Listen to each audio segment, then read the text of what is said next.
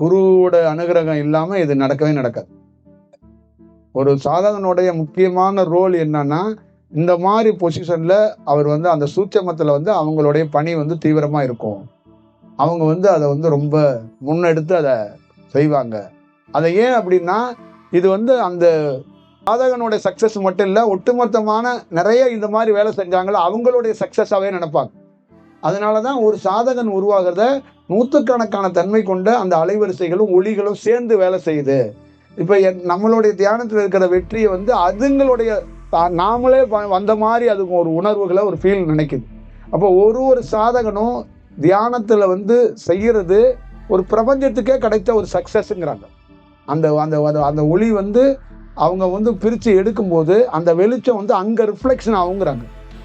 அங்கவே reflection ஆகும் அப்படின்னா அது எவ்வளவு பெரிய எவ்வளவு பெரிய உயர்ந்த உன்னதமான செயல். அப்ப நூற்றுக்கணக்கான பேர்களோட உதவி ஒரு உடலையும் ஒரு உயிரையும் பிரிக்கிறதுக்கு தேவைப்படும். அவங்க அவங்களுடைய பங்களிப்பு இருக்கும். அதை அவங்க செலிப்ரேட் பண்ணுவாங்கங்கிறாங்க.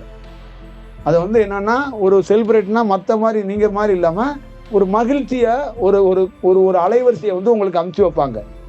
அப்ப அமுச்சு வைக்கும் போது என்ன பண்ணுவாங்கன்னா, இந்த உடலையும் உயிரையும் பிரிச்சவனுக்கு என்கிட்ட இருந்து ஒரு தீட்சையை நான் இப்ப தர்றேன், இப்ப உன் உயிர் தனித்துவமா வளர்ந்து இதுல இருந்து இந்த கலைக்கு உரியவனா நீ மாறு.